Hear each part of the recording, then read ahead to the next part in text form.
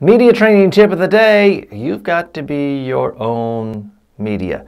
Case in point, in mid-2017, DNA Info and Gothamist, two very popular websites with huge audiences, had their reporters form a union.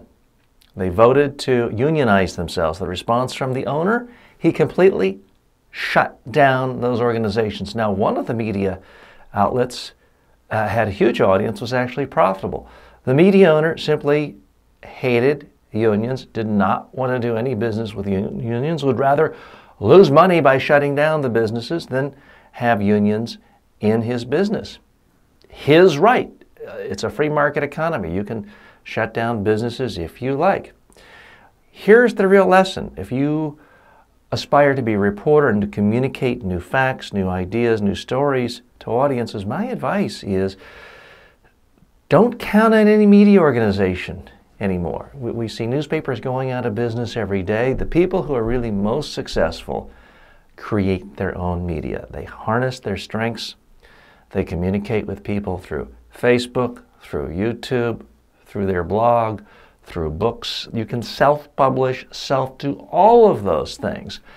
Then, and only then, when other media outlets want to hire you for a project, a gig, a show, a column, fine, you can do that, but don't put all your eggs in one basket. It's precarious times for major media outlets these days.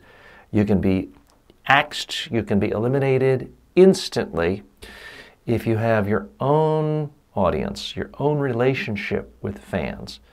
You control your own means of production. It gives you a much safer ground. That's why I'm coming to you here through media I've created. This is my TV studio. This is my YouTube channel, if you're watching it on YouTube. This is my Facebook page.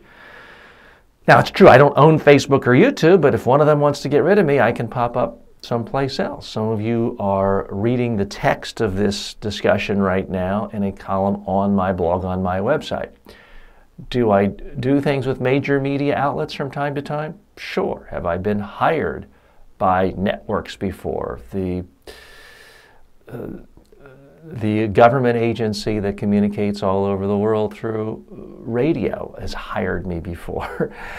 I've been hired by different radio and TV networks for small little gigs here and there, but I don't put all my eggs in one basket. I don't trust them, frankly, and neither should you. If you want to communicate with a larger audience, hey, folks, I'm not anti-union, but the union's not going to save you.